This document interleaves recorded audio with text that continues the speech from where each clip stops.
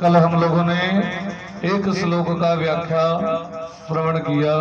सच्चिदानंद रूपाय विश्वोत्पत्त्यादि Hathaway तापत्रय विनाशाय श्री कृष्णाय वयं नमः। इसी श्लोक की व्याख्या हम लोग श्रवण कर पाए थे। प्रथम दिवस था, विलंब हो गया। आज इच्छा थी कि बढ़िया से कथा हो जाए, लेकिन आज माइक ऑपरेटर के कारण विलंब हो गया।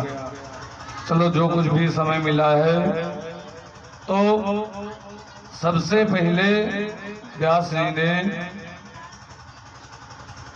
भगवान कृष्ण की स्कंद पद्म पुराण से जो ली गई है महात्मा, उसमें भगवान कृष्ण की वंदना की, और वंदना करने के पश्चात जो भागवत के आचार्य हैं सुखदेव स्वामी जी, उनकी वंदना की। भगवान सुखदेव स्वामी जी की वंदना की। क्या लिखा? यम प्रभजंत मनपेतमपेत कृत्यम द्वैपायनो विरह कातर जुहावा पुत्रेति तन्मयतया सर्वोभिनेदुस्तं सर्वभूत हृदयं मुनिमानतोऽस्मि। यम प्रभजंत मनपेतमपेत कृत्यम द्वैपायनो विरह कातर जुहावा। लिखा, जो जन्म लेते ही 16 साल की अवस्था, जैसे जन्म लिया तैसे 16 साल के, और उसी समय 16 साल की अवस्था में छोड़ करके चल दिए, उठ करके और जाने लगे तपस्या के लिए। उनको पीछे से बुला रहे हैं, हे बेटा आ जाओ। उनके पिता व्यास जी, हे बेटा आज उहाओ, आज उहाओ, आ जाओ आ जाओ।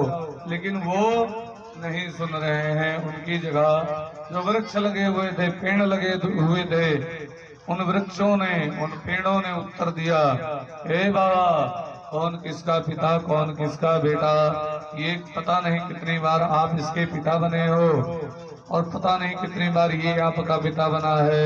ये ऐसे संसार में चक्र चलता रहता है, ये तो सर्वभूत हृदय है। व्यास जी वापस चले आए।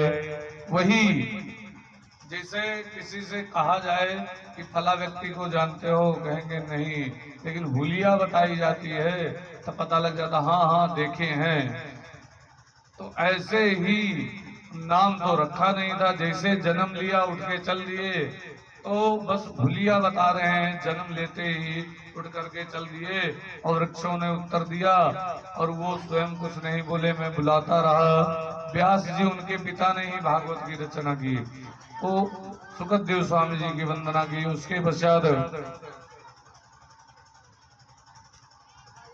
वर्णन आता है, सुखदेव स्वामी जी की वंदना प्रथम स्कंद में भी है और यहाँ पर भी है, महात्मा में भी है।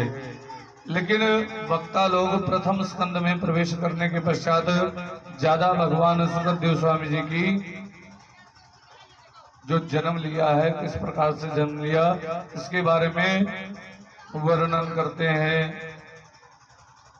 ये आप लोगों के समक्ष रखते हुए चलते हैं, चाहे यहाँ कही जाए कथा, चाहे उधर कही जाए। एक बार भगवान भोलेनाथ के यहाँ नारद जी आए, शंकर जी के यहाँ, और शंकर जी घर पर थे नहीं, माता पार्वती जी थी। पार्वती जी को प्रणाम किया नारद जी ने, नारद जी ने, और पार्वती जी ने भी नारद जी को प्रणाम किया। इसलिए पार्वती जी ने नारद जी को प्रणाम किया। पार्वती जी के गुरु हैं नारद जी, और पार्वती जी ने प्रणाम किया और नारद जी ने प्रणाम किया। वो जगत जननी है माता पार्वती जी, इसलिए नारद जी ने प्रणाम किया। अब वार्ता होने लगी, बातें होने लगी। उसी में कहते हैं नारद जी, कहते हैं माता, आजकल तो कोई किसी से प्रेम नहीं करता, सब केवल दिखावा दिखावा है। कोई किसी से आजकल कल के समय में प्रेम नहीं करता। तो कहा मेरे भगवान भोलेनाथ तो मुझे बहुत प्रेम करते हैं। कहा नहीं, मैं मान नहीं सकती, मैं मान नहीं सकता। कहा क्यों? कहा नहीं, आज सुनो, हमें तो भगवान भोलेनाथ सब बताते हैं। जैसे कुछ चीजें होती हैं बताना नहीं चाहिए, जैसे भगवान का नाम आप जपते हो, लेकिन वो बताना नहीं चाहिए। हम भगवान का नाम लेते हैं सुबह शाम, क्योंकि उससे पुण्य कम हो जाता है। और हाँ, भगवान भोलेनाथ वो भी बता देते हैं कि मैं भगवान का नाम लेता हूँ। और उसके पश्चात भगवान भोलेनाथ समाधि में जौन से रूप का दर्शन करते हैं भगवान के, वो बता देते हैं। मैंने राम जी का दर्शन किया, मैंने नरसिंह भगवान का दर्शन किया, मैंने वामन जी भगवान का दर्शन किया। इस प्रकार से ये भी बता देते हैं। हमसे छुपाते तो कुछ है नहीं, कहा नहीं छुपाते हैं। तो कहा क्या छुपाते हैं बताओ भैया। नारद जी से पूछा माता जी ने कि क्या छुपाते हैं, अब आप बताइए, मुझे तो लग रहा है मुझे सब बताते हैं। कहा नहीं। अच्छा ये बताओ, आज तक नारद जी ने कहा आज तक बताया कि किसके खोपड़ी की माला पहने हुए हैं, मुंड की माला पहने हुए हैं? कहा नहीं, ये तो नहीं बताया। कहा बस। कहा मैंने पूछा नहीं। कहा पूछोगी भी तब भी नहीं बताएंगे किसकी मुंड की माला पहनी हुए है। शंकर जी खोपड़ी की माला पहने रहा था। वही खोपड़िया जैसे रुद्राक्ष के माला नहीं होते जोड़ जोड़ के, ऐसे खोपड़ी की माला शंकर जी पहने रहते हैं। तो कहा किसके खोपड़ी की माला है, कभी पूछा? कहा नहीं, मैंने पूछा नहीं। आप पूछो, अब इसी में पता लग जाएगा कितना प्रेम आपसे करते हैं। अब नारद जी धीरे से चलते बने, लगाए देवे की लुकड़ी तोड़े, और धीरे से चलते बने। अब शंकर जी आए। अब माता जी क्रोधित हो गई। अच्छा आने दो, इनसे पूछती हूँ, अभी तक क्यों नहीं बताया? और बातें बता देते बगैर पूछे, ये क्यों नहीं बताया? इसके मतलब ऊपर से तो ये बहुत गोरे हैं कर्पूर गौरम, लेकिन अंदर से ये काले हैं। आए तो इनको हम बताते हैं। भगवान भोलेनाथ आ रहे थे, रास्ते में मिले नारद जी। नारद जी ने इशारा किया है, हे प्रभु माता जी बुला रहे हैं। कहा क्यों बुला रहे हैं? गुस्से में है, क्रोधित हैं, जाओ देखो। अब माताएं जब माताएं ऋषियात हैं तो बक बक बक बक बोलना शुरू करी है, दूसरे सुनी है ना। जब तक वो खुल भड़ास न निकालने आए तब तक दूसरे न सुनी है। ऐसे पार्वती जी भी क्रोधित हुई। अब आए भगवान भोलेनाथ, कैसे बोलना शुरू कर दिया, ये बताओ हम तुम्हें सोचते थे हमारे जो है हमें बड़ा प्रेम करते हो, लेकिन प्रेम नहीं करते हो, तुम्हारे अंदर कपट भरा हुआ है। कहा नहीं देवी बताओ क्या हुआ। कहा क्या हुआ, मैं तो आपसे प्रेम करता हूँ। कहा नहीं, बताना पड़ेगा। क्या बताएं? ये बताओ, ये खोपड़ी की माला पहने हुए हो, किसके खोपड़ी की माला हमेशा अपने सीने से लगाए घूमते हो, बताओ। तो कहा देवी ये मत पूछो। कहा नारद जी हमारे गुरु जी से ही कहते थे, ये बताएंगे नहीं आपको, अब पता लगा। कहा नहीं देवी ये मत जानो। कहा नहीं मुझे बताओ, मुझे जानना है। अब जिद पर अड़ गई कि नहीं मुझे जानना है। 3 जिद बड़ी खतरनाक होती। एक हट कहते हैं जिद को, एक बाल हट, एक त्रिया हट और एक राज हट। ये 3 जिद बड़ी खतरनाक होती है।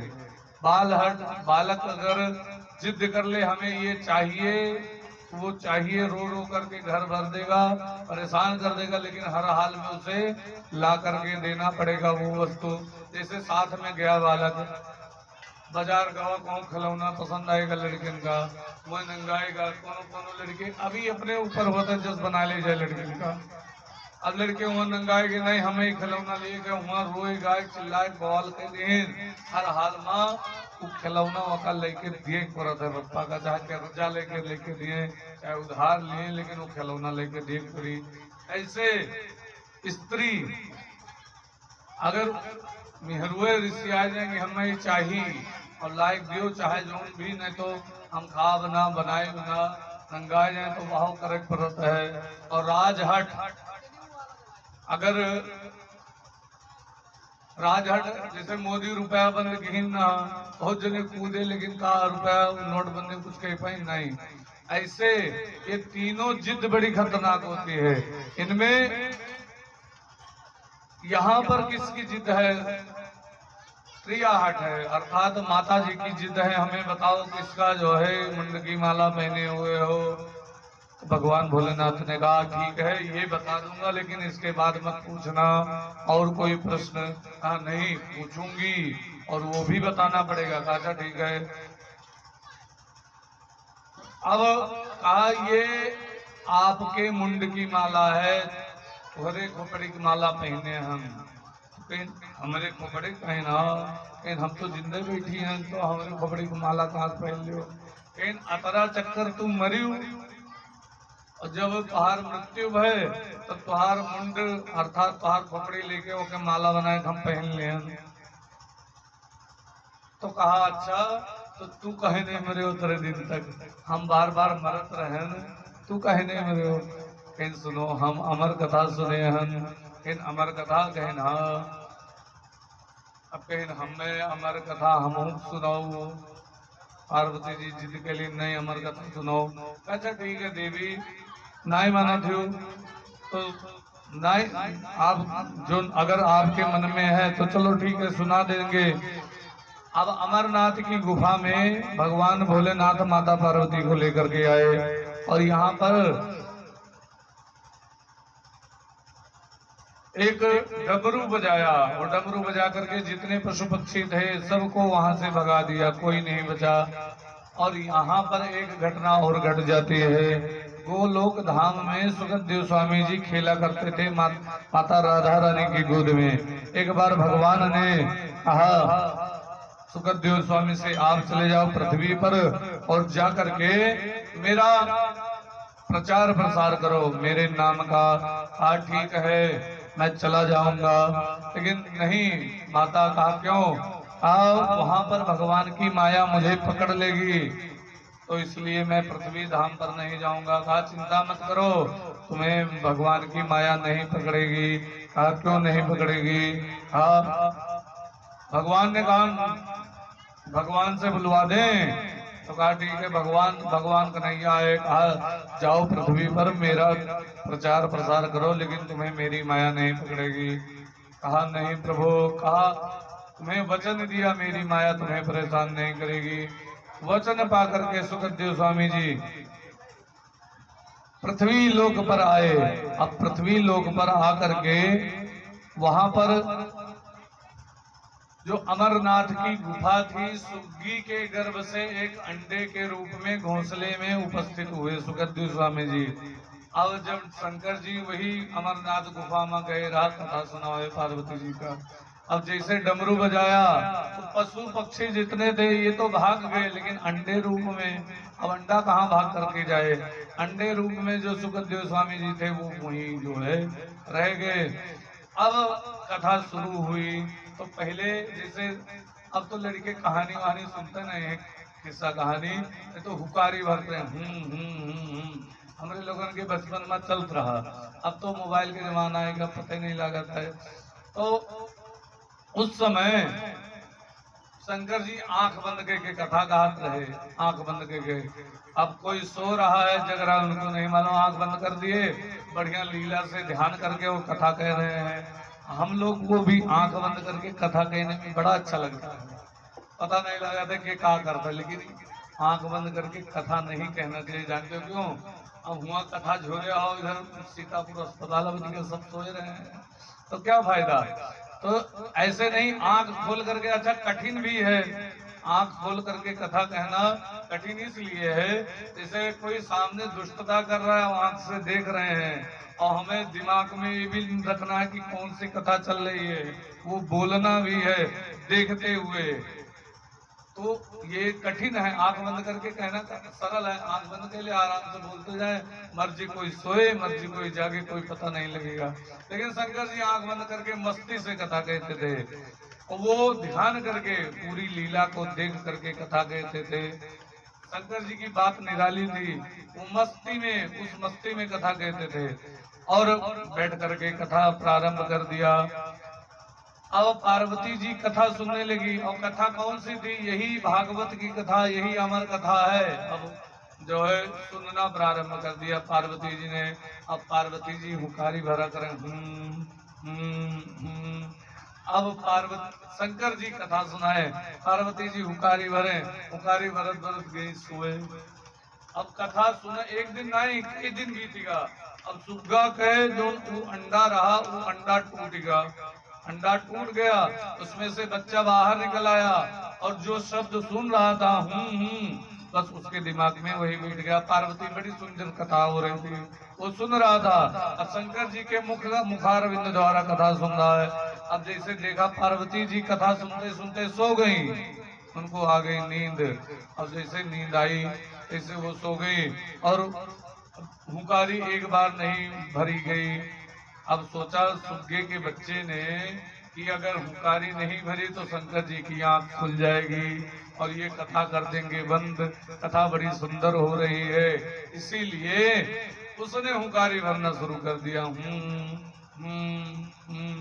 अब शंकर जी ने पूरी कथा सुनाई और जब आंख खोला, जब कथा विराम हुई, आंख खोला तो देखा पार्वती जी सो रही हैं। एक बार बताए दी कथा में नींद बहुत आवत है, जान दो का है कथा में ऐसे नींद आवत थी कि जो अगर व्यक्ति बहिरे से मन परेशान रहा था और जैसे कथा में बैठे तैसे शांति मिली और तैसे नींद आएगी। और दूसरी बात हनुमान जी कहा है हम सबका कथा नहीं सुने देते, जे कथा का जो अधिकारी है उसी को कथा सुनने देता हूँ, सबको कथा नहीं सुनने देता। कहा क्यों कैसे? एक बार तुलसीदास जी ने पूछा हनुमान जी से कि अगर कोई भगवान पापी हो, दुष्ट हो और भगवान की कथा सुनना चाहे तो उसे आप रोक सकते हो? हाँ हाँ रोक सकता हूँ। कहा कैसे? कहा उसको तो पहली बात मैं कथा में आने ही नहीं दूंगा। कहा क्या करोगे? आग्रह कारज नाना जंजाला, कथा का समय आएगा जैसे अपना काम आई जे के आगे यहाँ जाएगा ई करेगा वो करेगा या करेगा वह करेगा। अब रहा जो न जाओ गृह कारज नाना जंजाला। कहा अच्छा ठीक है, जो अगर तब भी कोई आए तो कहा उसको कथा तक आना पहाड़ चढ़ना हो जाएगा। जाई ना जाई, अरे छोड़ो नींद आओ दिखाल चला जाए तो ते अति दुर्गम शैल विशाला। कहा अगर तब भी कोई चला जाए तो कहा जो कर कष्ट जाए पुनि कोई। हाँ अगर भी जो कोई चला जाता है तो जड़ता जाड़ विषम उर लागा। जड़ता मतलब होता है बुद्धि में तर्क वितर्क आना। जैसे पंडित जी कथा कहें मानो और आप लोग सुनो कोनो शब्द ये मेरा आवाज समझ नहीं आवा, फिर आवत है कि गलत बोल गए इनका ही ना बोले चाहिए, ये मेरे नहीं ये मेरे बोले थे यहाँ गलत बोले, ये हुए जड़ता। और या फिर यह जड़ता है बैठे बैठे कथा सुन रहे मन अलग अलग है तो यह जड़ता है। और फिर जाड़ बढ़िया जो है बड़ी सुंदर नींद आती है, जाड़ा भी लगता है कि हाँ क्या पूछना है। जड़ता जाड़ विषम उर लागा। और कहा जो अगर ये भी झेल जाए कोई व्यक्ति तब कैसे उसे रोकोगे? जो ये भी पार कर गया तो जो कर कष्ट जाए पुनि कोई तो जाता ही नींद जुड़ाई होई। और जैसे कथा में पहुंचेगा उसके आ जाएगी नींद, वो जाएगा सो, तो इसीलिए वो कथा नहीं सुन पाएगा। हनुमान जी कह रहे हैं जो कथा का अधिकारी नहीं है, पापी है, उसको मैं कथा सुनने नहीं देता हूँ। अच्छा तो यहाँ पार्वती जी सो गई। अब सुगतदेव स्वामी जो सुग्गे के रूप में थे, बच्चे के रूप में, वो हुंकारी भरने लगे। शंकर जी ने आंख खोली तो पार्वती जी सो रही है। तो कहा ये हुंकारी कौन भर रहा था? कौन कर रहा था? देखा इधर उधर तो सुग्गे का बच्चा दिखाई दिया और त्रिशूल लेके उसको मारने के लिए दौड़े शंकर जी।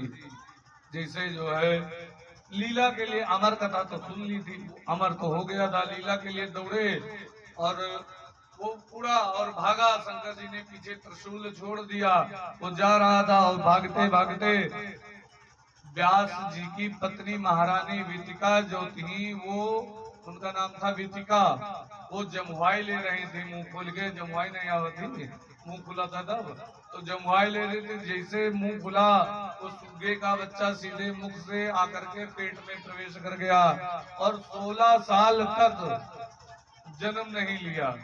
16 साल तक माता के गर्भ में बालक के रूप में वो सुग्गा बना रहा।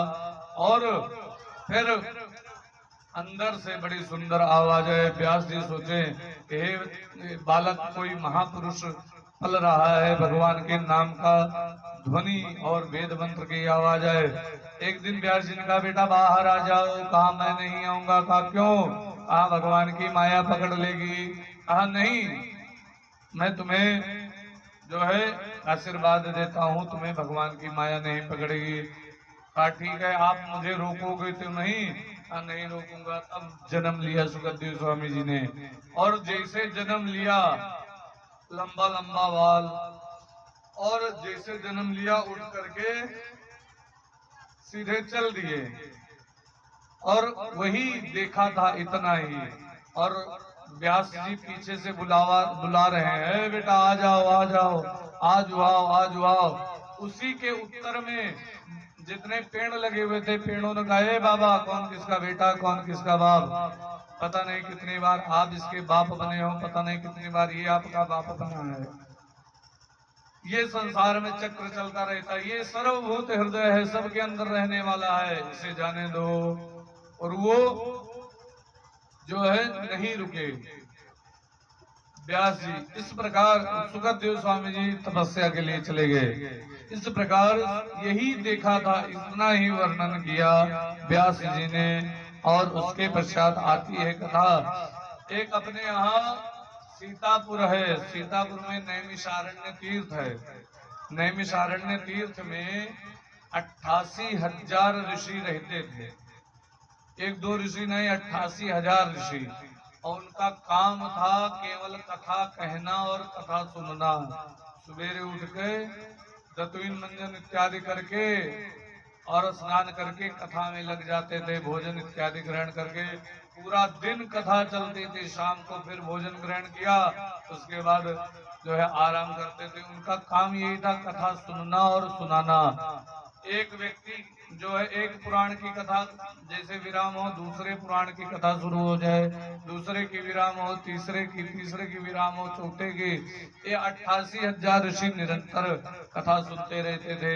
और इनके आयु कोई 90,000 वर्ष का, कोई 10,000 वर्ष का, कोई 20,000 वर्ष का, कोई 25,000 वर्ष का, कोई 30,000 वर्ष का, कोई 40,000 वर्ष का।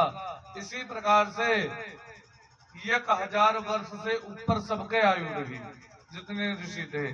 और ये ऋषि लोग कथा सुन रहे थे। एक दिन इनके बीच में एक युवावस्था 16 साल वाला महात्मा आया। और जब महात्मा आया तो ये लोग उसे प्रणाम करने लगे, वो इन्हें प्रणाम कर दें, एक दूसरे को प्रणाम करने लगे।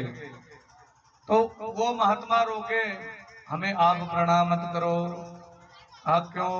आप आयु में बड़े हो, कोई बूढ़ हुए बुजुर्ग है जवान को प्रणाम कर रहा है तो उसे संकोच लगेगा। तो कहा आप मुझे प्रणाम मत करो। कहा नहीं, आयु में भले ही मैं बड़ा हूँ लेकिन ज्ञान में तुम बड़े हो, और हमारे यहाँ ज्ञान का महत्व है, आयु का नहीं। धन वृद्धा बल वृद्धा आयुर्वृद्धा तथैव ते सर्वे ज्ञान वृद्धस्य किंकरा शिष्य किंकरा। कोई धन में बड़ा होता है, कोई बल में बड़ा होता है, कोई आयु में बड़ा होता है, लेकिन इन सब में जो ज्ञान में बड़ा होता है वही श्रेष्ठ माना जाता है। उसी को सब लोग प्रणाम करते हैं। अब इस प्रकार से भगवान जैसे प्रणाम किया, आजकल तो प्रणाम करने की जो है प्रथा चली गई। जैसे प्रणाम पहले होता था उस प्रकार प्रणाम नहीं होता। पहले तो प्रणाम करते थे लेट करके, डंडे के समान लेट करके, तब प्रणाम करते थे। और उसके बाद वो समाप्त हुआ, तब अष्टांग प्रणाम होने लगा, 6 अंग लगा करके प्रणाम होने लगा। माथ, नाक और दोनों हाथ और दोनों पैर, ये 6 अंग लगा करके साष्टांग प्रणाम होने लगा। ये भी विराम हुआ। उसके बाद आए नमस्ते। नमस्ते भी ठीक था, नमस्ते। और वो भी प्रणाम हुआ, तब दंडवत कहने लगे, वो भी जैसे खत्म हुआ, तब आए, वो भी जब विराम हुआ, तब क्या आया जानते हो? तब प्रणाम कहने लगे, वो भी जब धीरे धीरे वो भी खत्म हो गया। अब देहात में चलत है, पाए लगी, तो चलते चलत कहीं पाए लगी हो, कहीं जियो, हबर हबर पैलगी, लबर लबर दुआ, कहा कबीर कछु न हुआ। तो अगर और शहर में तो और बुरा हाल होगा। अब कहते good morning, good afternoon, good evening. अब ये मतलब एक चक्कर हम पूछा रहा तो कहीं गुड मतलब अच्छा हुआ है, मॉर्निंग मतलब सुबह, अच्छी सुबह, अच्छी दोपहर, अच्छी रात। अब बताओ पैलगी वाला काम खत्म। और अब तो और टाटा और बाय बाय चलता है। जब कहूँ चले लगे पैलगी करे वाला काम खत्म, कहें टाटा। अब कहीं टाटा, तो हम एक चक्कर पूछा गया टाटा का हुआ है, कहीं थोड़ी स्टील के कंपनी बहुत बड़ी है, वही टाटा कहा था है। अब बताओ यही जिन्हें बड़ा विचित्र अर्थ बताने गए, कहीं की टाटा का मतलब ही भवा कि चिंता न करो, अब हम तुम्हें न मिलबे और तू हमें न मिलबो बस छुट्टी। तो इस प्रकार